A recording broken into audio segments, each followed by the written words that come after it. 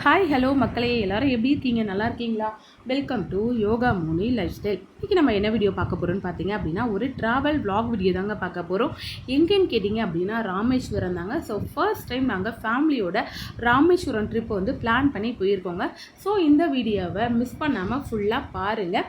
வாங்க வீடியோக்குள்ளே போகலாம். எல்லாருமே வந்து சீக்கிரமாக குளிச்சு ரெடி ஆகிட்டோங்க. டைம் பார்த்திங்க அப்படின்னா ஒரு 4:10. எங்களுக்கு வந்து ட்ரெயின் டைம் பார்த்திங்க அப்படின்னா 6:10ங்க.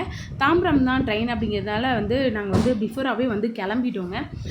ஏன் பார்த்திங்க அப்படின்னா லாஸ்ட் டைமே நம்ம வந்து திருப்பதிக்கு போகும்போது வந்து ட்ரெயினை மிஸ் பண்ணிவிட்டு குழந்தைங்களாம் வச்சுட்டு ரொம்ப கஷ்டப்பட்டாங்க. ஸோ அந்த கஷ்டம் இதுக்கப்புறம் நம்ம படக்கூடாது அப்படிங்கிறதுக்காக வந்து டிராஃபிக் அந்த மாதிரி ஏதாவது ஒரு தொந்தரவு வந்துடும் அப்படிங்கிறதுக்காக வந்து நாங்கள் 2 hours பிஃபோராகவே வந்து கிளம்பிட்டோங்க. வந்ததுமே டக்குன்னு பஸ்ஸும் கிடச்சிது. சரி ஓகேன்னு சொல்லிவிட்டு நாங்கள் ஒரு 5:10 5:15 வந்து நாங்கள் தாம்பரம் வந்து வந்துட்டோங்க. இது தாங்க நாங்கள் ஏற போகிற ட்ரெயின். எங்களுக்காகவே வெயிட் பண்ணிகிட்டு இருக்கு பாருங்கள். ஸோ தாம்பரம் டு ராமேஸ்வரம் இந்த ட்ரெயின் தாங்க. சரி ஓகே, எங்களோட கம்பார்ட்மெண்ட் எங்கே இருக்குதுன்னு சொல்லிட்டு தேடிகிட்டே போயிட்டு இருந்தோம். S6 தாங்க எங்களோட கம்பார்ட்மெண்ட். ஸோ அது தேடிக்கிட்டே அப்படியே பொறுமையாக போயிட்டே இருந்தோங்க. ஸோ குழந்தைங்களுக்கு எப்படியும் கொஞ்சம் நேரத்தில் பசி எடுக்கும். வர வழியிலே கடை இருந்துச்சு.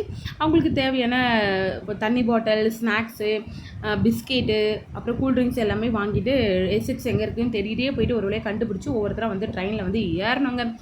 ஏறி ஒரு 5 நிமிஷம் சீட்டில் கூட போய் உட்காரலைங்க. அதுக்குள்ளே அவ்வளோ மழை, நல்லா ஜோராக மழை அடின்னு அடிக்க ஆரம்பிச்சிச்சு. நல்ல வேறு நம்ம பஸ்ஸெல்லாம் வரக்குள்ளே வந்து மழை வரலையேன்னு சொல்லிட்டு கடவுளுக்கு நன்றி சொல்லிகிட்டே உள்ளே வந்துட்டு இருந்தோம். அப்புறம் ட்ரெயினில் ஏறிட்டு எங்கே இருக்குது அப்படின்னு சொல்லி தேடிட்டே வந்து எங்கள் சீட்டை வந்து நாங்கள் கண்டுபிடிச்சிட்டோங்க.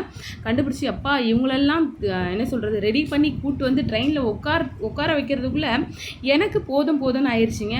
அப்பாடான்னு இப்போ தான் ஒரு பெருமூச்சை விட்டாங்க. ஸோ நாங்கள் சீக்கிரம் வந்ததுனால சரி ஓகே ட்ரெயின் கிளம்புறதுக்கு டைம் இருக்குல்ல, அதனால் அப்படியே நின்று ஃபோட்டோஸு வீடியோஸ்லாம் வந்து எடுத்துகிட்டு இருந்தாங்க. அப்படியே கரெக்டாக மணி ஒரு 6:10 வந்து ட்ரெயின் வந்து கிளம்ப ஆரம்பிச்சிச்சு. அப்புறம் இருக்கிற ஸ்நாக்ஸ் எல்லாம் வந்து சாப்பிட்டோங்க.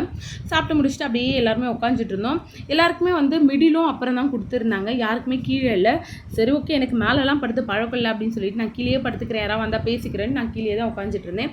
அப்புறம் மணி ஒரு 8 மணி ஆச்சுங்க. எல்லாருமே சாப்பிட ஆரம்பிச்சிட்டாங்க ட்ரெயினில். சரி ஓகே சாப்பிட்டுட்டு எல்லாம் லைட் ஆஃப் பண்ணிட போகிறாங்க அப்படின்னு சொல்லிட்டு நாங்களும் சாப்பிட ஆரம்பிச்சிட்டோங்க. சப்பாத்தி வீட்லேயே செஞ்சு எடுத்துகிட்டு போயிட்டாங்க. சப்பாத்தி தக்காளி தூக்கம் சாப்பிட்டுட்டு ஒரு 11 மணிக்கெலாம் லைட் ஆஃப் பண்ணிவிட்டு எல்லாருமே படுத்து தூங்க ஆரம்பிச்சிட்டாங்க. அது என்னவோ தெரியல பாருங்கள், எல்லாருமே படுத்து தூங்குறாங்க. எனக்கு மட்டும் வெளியில் போனாலும் இல்லை இடம் மாற்றி படுத்தாலும் வந்து எனக்கு எங்கே போனாலுமே எனக்கு செட்டே ஆகாது, தூக்கமே வராதுங்க. சரி அப்படியே பார்த்து முடிச்சுட்டே வந்து மணி ஒரு 2 மணி போல் கண் அசந்தாங்க. அதுக்குள்ளே வினோத் வந்து ஒரு 5:30 மணி போல் எழுப்பிட்டார். என்ன எழுப்புறாரு, என்னப்பா அப்படி வந்துட்டோமா அப்படின்னு கேட்டால் இல்லை நீ ஆசைப்பட்டு கேட்ட பாம்பன் பிரிட்ஜ் வந்து வந்துருச்சுன்னு சொன்னார். தூக்க கலக்கத்துலேயே ஒன்றுமே தெரிலங்க. 5:30 மணிக்கு இருட்டோடையே இருக்கா. லைட் அடிச்சுலாம் பார்த்தோம், ஃபோனில் டார்ச் லைட்லாம் அடித்து பார்த்தோம். ஏதோ தண்ணி போகிற மாதிரியே தெரிஞ்சுது. கொஞ்சம் வெளிச்சத்தில் வந்தால் நல்லா வியூ கிடச்சிருக்குமோ, நான் பாட்டு புலம்பிகிட்டே வந்தேன்.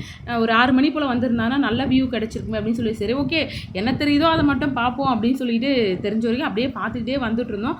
உண்மையாக சூப்பராக இருந்துச்சு வியூ. பாம்பன் பிரிட்ஜை தாண்டினதுமே வந்து நல்ல மழை அடிக்கடி கிடைக்க ஆரம்பிச்சிருச்சுங்க.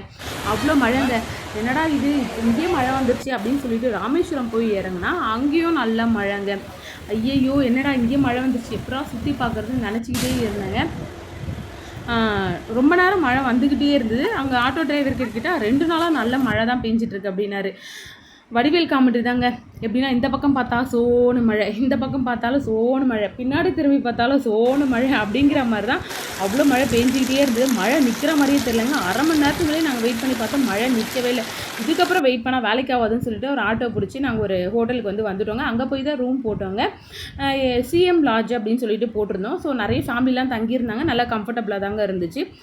நாங்கள் போட்டது பார்த்திங்க அப்படின்னா மேற்கு கோபுரம் கிட்டே போட்டிருந்தோம். ரூம் வந்து மேற்கு கோபுரம் கிட்டே வந்து போட்டிருந்தோம். வந்து உட்காந்துட்டு மழை தூரிட்டு தான் இந்த எப்படா வெளில போகிறதுன்னு நினச்சிக்கிட்டு இருந்தோம். ஆனாலும் நிறைய பேர் வெளில வந்து காலையிலே வந்து குளிச்சுட்டு வரிசையிலே நின்று சாமியை தரிசிக்கலாம் போயிட்டே இருக்காங்க.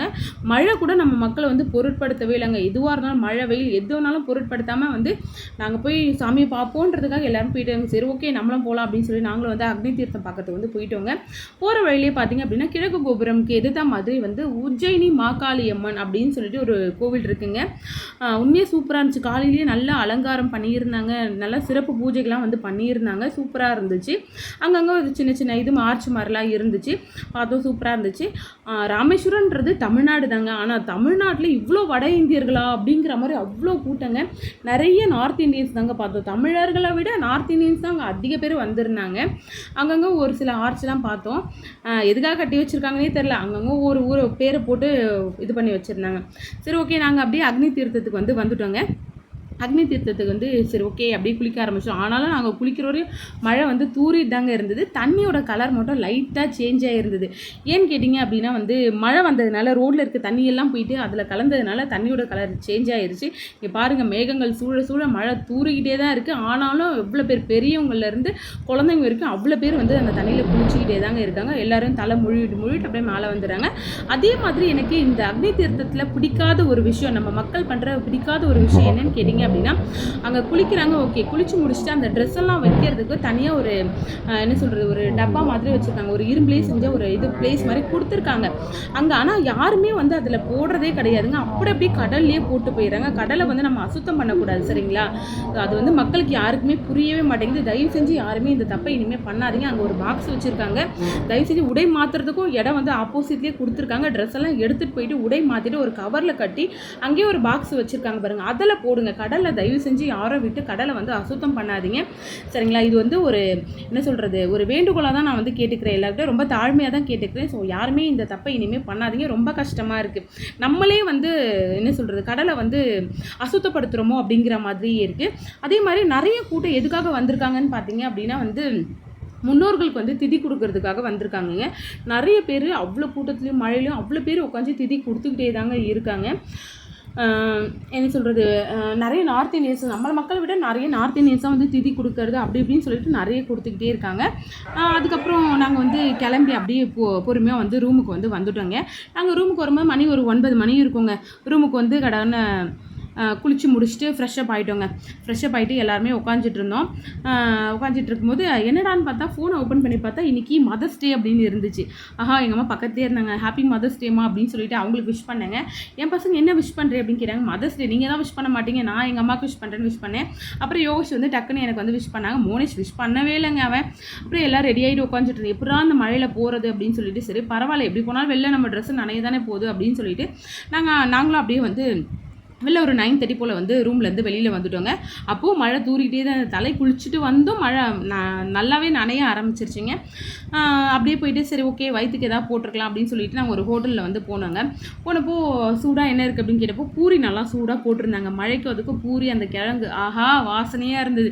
சரி, ஓகே, ஆளுக்கு ஒரு செட்டு பூரி அப்படின்னு சொல்லிட்டு ஆர்டர் பண்ணிட்டாங்க. ஆனால் யோகஸ்ரீமோட எனக்கு இட்லி தான் வேணும் அப்படின்னு சொல்லியிருந்தா. சரி, ஓகே அப்படின்னு சொல்லிட்டு அவளுக்கு மட்டும் இட்லி கொடுத்துட்டோம். நாங்கள் எல்லாருமே பூரி சாப்பிட்டோம். அதனால் ஒரு தோசை ஆர்டர் பண்ணி ஆளுக்கு பாதி எடுத்துக்கலாம் அப்படின்னு சொல்லிட்டு எல்லாரும் சாப்பிட்டு முடிச்சுட்டு எங்கே போகலாம் அப்படின்னு சொல்லி பார்த்துக்கிட்டே இருக்கும்போது, சரி, ஓகே, நம்ம ஃபஸ்ட் டே சுற்றி பார்க்கலாம் அப்படின்னு சொல்லிட்டு தனுஷ்கோடி போகலான்னு சொல்லிட்டு ஒரு ஆட்டோ பேசிட்டு நாங்கள் தனுஷ்கோடி கிளம்பிட்டோங்க. ஆட்டோவில் தான் போயிட்டு இருந்தோம். கரெக்டாக தனுஷ்கோடிக்கு போகும்போது ஆட்டோ ஏறும்போது மணி ஒரு 11 மணி இருக்குங்க. ஸோ ஒவ்வொரு பிளேஸாக சுற்றி காமிச்சிட்டு போயிட்டே இருந்தாங்க. ஃபஸ்ட்டு நாங்கள் போன இடம்னு பார்த்தீங்க அப்படின்னா ராமர் பாதம் அப்படின்னு சொல்லி, என்ன இடம்லாம் எனக்கு தெரியல, பிளேஸ் எல்லாம் சரியாக நான் பார்க்கலங்க. ஏன் அப்படின்னா மழை அதிகமாக வந்துட்டேன், அதை சரியாக நோட் பண்ணவே முடியல. ராமர் பாதம் அப்படின்னு சொல்லிட்டு ஒரு இடம் இருந்தது. அங்கே வீடியோலாம் எடுக்கக்கூடாது சொல்லிட்டாங்க. ஸோ அதனால் கோவில் உள்ள வீடியோ எடுக்கல, கோவிலோட பேக் சைடு சுற்றி இருக்கிற பிளேஸை தான் நான் வீடியோஸ் எடுத்தேங்க. பாருங்கள், சூப்பராக இருந்துச்சு. அது கடலான்னு கேட்டு, அது கடலே கிடையாது, நீர் தேக்கம் தான், அது ஏரி மாதிரி அப்படின்னு சொல்லிகிட்டே இருந்த குழந்தைங்கிட்ட. அப்புறம் எல்லாம் சுற்றி பார்த்துட்டோம். வியூ எல்லாம் அவ்வளோ சூப்பராக இருந்துச்சு பேக் சைடு. அப்புறம் அங்கே இருக்க ஃபோட்டோகிராஃபர் நீங்கள் ஃபோட்டோ எடுத்துக்கிறீங்களா, ஃபேமிலி பிக் எடுத்துக்கிறீங்களான்னு கேட்டாங்க. சரி, ஓகேன்னு சொல்லிட்டு நாங்கள் அப்படியே ஃபஸ்ட் டைம் நாங்கள் ஃபேமிலியோட பிக் எடுக்கிறோங்க. ஸோ எடுத்துக்கலாம் அப்படின்னு சொல்லிட்டு ஃபேமிலி பிக் எடுத்துக்கிட்டோங்க. அங்கேருந்து அப்படியே ஆட்டோ பிடிச்சி போகும்போது என்ன கோவில்னா பீஷ்மர் முடிசூட்டின இடமோ ஏதோ சொன்னார் அந்த ஆட்டோ டிரைவர், ஏதோ சொன்னார். சரி, அங்கே தான் போயிட்டே இருந்தோம். இந்த பக்கம் பார்த்தீங்க அப்படின்னா கடல் இது இருந்தது, இந்த பக்கமும் கடல் இருந்து ஏதோ தீவில் இருக்கா மாதிரி ஒரு ஃபீல் ஆச்சு. சூப்பராக இருந்துச்சு. ஆனால் ஒரு நல்ல ஒரு ட்ராவலாக தான் நான் ஃபீல் பண்ணோம். நல்லா என்ஜாய் பண்ணுவேங்க. அப்புறம் அங்கே போனால் கூட்டமாக இருந்தது. சரி, ஓகே, வரும்போது பார்த்துக்கலாம் அப்படின்னு சொல்லிட்டு அதை ஸ்கிப் பண்ணிவிட்டு அங்கேருந்து நேராக தனுஷ்கோடியே போயிடலாம் அப்படின்னு சொல்லிட்டு நேராக தனுஷ்கோடி தாங்க போனோம். போகிற இடத்துலலாம் வீடியோஸ் நல்லாவே எடுத்துகிட்டு இருந்தாங்க, சூப்பராக இருந்துச்சு. இது வந்து ரயில் நிலையமாக, ஃபஸ்ட்டு தனுஷ்கோடியில் ரயில் நிலையமாக இருந்த இடம் அப்படின்னு சொல்லிட்டு ஆட்டோ டிரைவர் வந்து இத்தனை நேரம் சுற்றி பார்த்துட்டு வாங்க அப்படின்னு சொல்லிட்டு அங்கே போய் நின்று பார்த்தப்போ ரயில் நிலையம் அப்படின்னு சொல்லிட்டு ஒரு போர்டு இருந்துச்சு. அப்படியே இறங்கினா ஒரு கிணறு மாதிரி இருந்துச்சு, என்னன்னு தெரியல, பக்கெட் உள்ளே இருக்குது, யாருமே இல்லை பக்கத்தில். அப்புறம் ஒரு வேலி மாதிரி போட்டு ஏதோ செடி மாதிரி வச்சுருந்தாங்க, என்னன்றதை மென்ஷன் பண்ணல யாருமே. அப்புறம் ஒரு சிவன் ஒரு அம்மன் மாதிரி ஒரு சாமி கோவில் இருந்துச்சு. இது தாங்க ரயில்வே ஸ்டேஷனாக, அந்த காலத்தில் தனுஷ்கோடி ஏற ரயில்வே ஸ்டேஷனாக, லைட் ஹவுஸ் அப்படின்னு சொல்லிட்டு எல்லாமே வந்து சூப்பராக சுற்றி பார்த்துக்கிட்டே இருந்தோம்.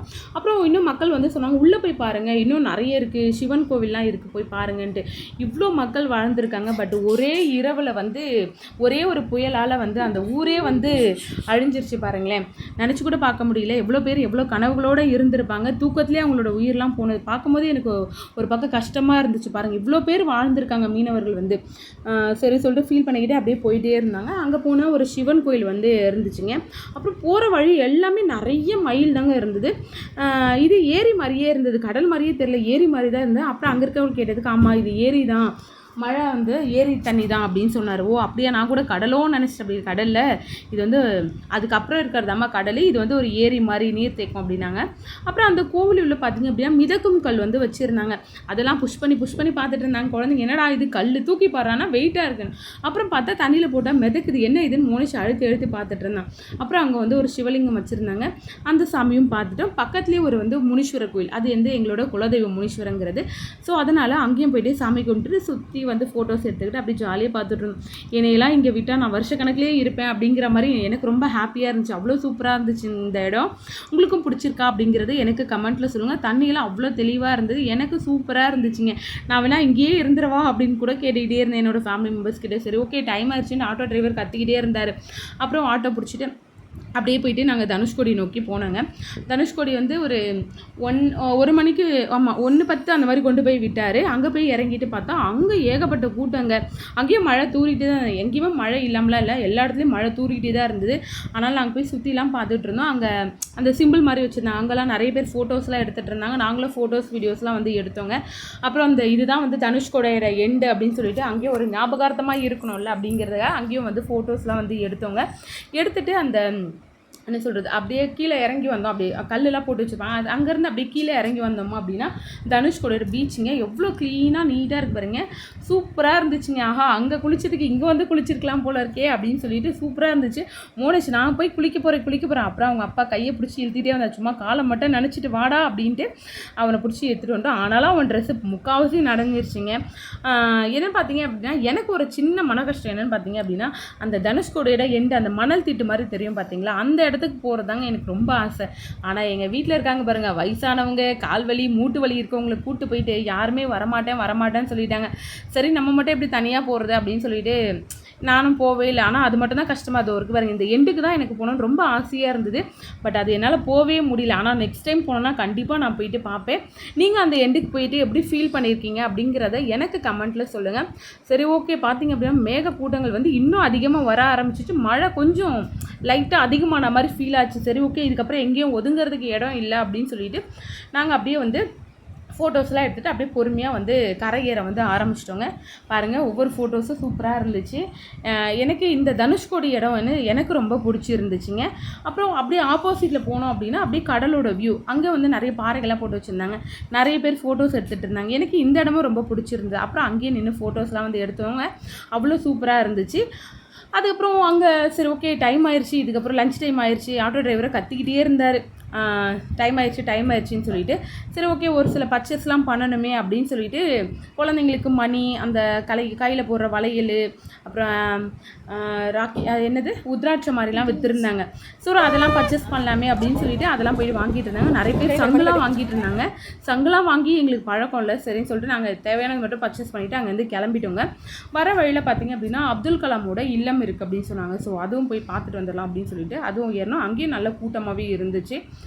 அங்கே போய் பார்த்தா அப்துல் கலாம் ஐயாவோட வீடு. அப்பா எவ்வளோ ஃபோட்டோஸு, எவ்வளோ அந்த என்ன சொல்கிறது, அப்படிப்பட்ட மனுஷன் வந்து நம்ம ஊரில் பிறந்து இந்த அளவுக்கு சாதிச்சிருக்காரா அப்படிங்கிறத வந்து நான் கேள்விப்பட்டிருக்கேன். ஆனால் இப்போ நேரில் பார்க்கும்போது எனக்கே ரொம்ப பிரமிப்பாக இருந்தது. எவ்வளோ அவார்டு, எவ்வளோ புக்கு, என்ன சொல்கிற ஒரு நார்மல் பர்சனாக இருந்து இந்த அளவுக்கு சாதிச்சிருக்காரே அப்படிங்கிற ஒரு ப்ரௌடாக இருந்துச்சு எனக்கு. ரொம்ப ஹாப்பியாக இருந்தது. அப்புறம் அவரோட இல்லத்தெல்லாம் பார்த்துட்டு அங்கே ஒரு சில புக்ஸ் எல்லாம் வச்சுருந்தாங்க, பேனா, கீச்சைன்லாம் வச்சுருந்தாங்க. ஸோ நாங்கள் வந்து பேனா தாங்க வாங்கினோம். எவ்வளோ சர்டிஃபிகேட் பாருங்களேன், நம்மளாலாம் ஒரு டிகிரி படித்து சர்டிஃபிகேட் கூட வாங்கவே முடியல. அவரு எவ்வளோ டிகிரி, எவ்வளோ எவ்வளோ அவார்டு இதெல்லாம் வாங்கியிருக்கிறது பார்த்து என் பசங்களை காமிச்சேன். இத்தனை டிகிரியாவது வாங்கினா, ஒரு டிகிரி தான் வாங்கினேன், நீயாவது அட்லீஸ்ட் ஒரு 10 டிகிரியாவது வாங்குன்னு சொல்லிட்டு அவங்களுக்கு கொஞ்சம் என்கரேஜ் பண்ணிக்கிட்டே இருந்தாங்க. பார்த்துட்டு அதுக்கப்புறம் பசிக்க ஆரம்பிச்சிச்சு எல்லாருக்குமே. அப்புறம் வந்து வர வழியிலே பார்த்திங்க அப்படின்னா 2-3 இடம் இருந்துச்சு. சொன்னார், என்ன சொல்கிறது, ஆஞ்சநேயரோட இது இருந்த கோவில் இருந்து அதை பார்த்தோம். அப்புறம் நடராஜர் கோவில் இருந்தது, அதையும் பார்த்தோம்.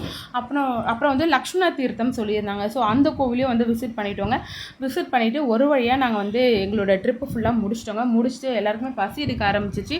எல்லா ஹோட்டலும் க்ளோஸுங்கிறதுனால நாங்கள் கோவில் அன்னதானத்தில் போய் உட்காந்துட்டோங்க. சரி, ஓகே, ஃபுட்டு ரெடி ஆகிட்டு இருக்குன்னு வெயிட் பண்ண சொன்னாங்க. அப்புறம் வெயிட் பண்ணி சாப்பிட்டுட்டு நாங்கள் ரூமுக்கு வந்துட்டோங்க. இப்படி தாங்க 1 டே ட்ரிப்பு வந்து எங்களுக்கு இப்படி தாங்க போச்சு. இதோட கண்டினியூ வீடியோ நாளைக்கு வருங்க.